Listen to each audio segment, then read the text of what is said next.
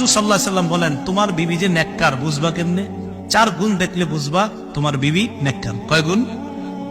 1 number, স্বামী যদি স্ত্রীকে কোনো আদেশ করে, শরীয়ত মোতাবেক কোনো বৈধ আদেশ করে, স্ত্রীর সাথে সাথে তার আদেশ পালন করে। আবার বলছি আমি, শরীয়ত মোতাবেক বৈধ আদেশ। আপনি বললেন ইউটিউবে নাটকটা ছাড়ো, এটা কি বৈধ? এটা বৈধ শরীয়ত মোতাবেক হুকুম, এটা যদি পালন করে 1 নম্বর। 2 নম্বর, স্ত্রীকে যখন স্ত্রীর দিকে তাকায় স্বামী, কখনো যদি স্ত্রীর দিকে তাকায়, স্ত্রী এমন একটা অঙ্গ ভঙ্গি স্বামীর সামনে করে যে সাথে সাথে ওই স্বামীর মনটা আনন্দিত হয়ে যায়। সাথে সাথে স্বামীর মনটা কি হয়ে যায়? আনন্দিত হয়ে যায়। 1 নাম্বার, নেককার বিবি তিনি, যাকে তার স্বামী যখন আদেশ করে তখন আদেশটা পালন করে।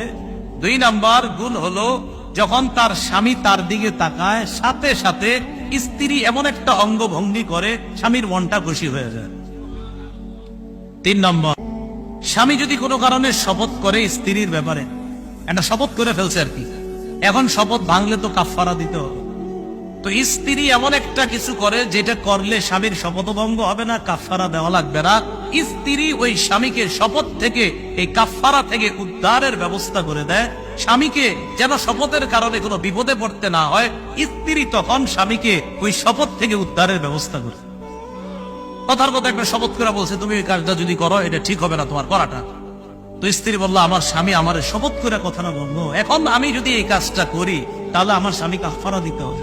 ঠিক আছে, আমি এটা কখনো করলাম না। তো স্ত্রী যদি এটা আর কখনো না করে, স্বামীর আর কাফারা ভঙ্গ হলো না। তো রাসূলুল্লাহ সাল্লাল্লাহু আলাইহি সাল্লাম বলেন, নেককার বিবি 1 নাম্বার, তাকে হুকুম করলে হুকুম পালন করে।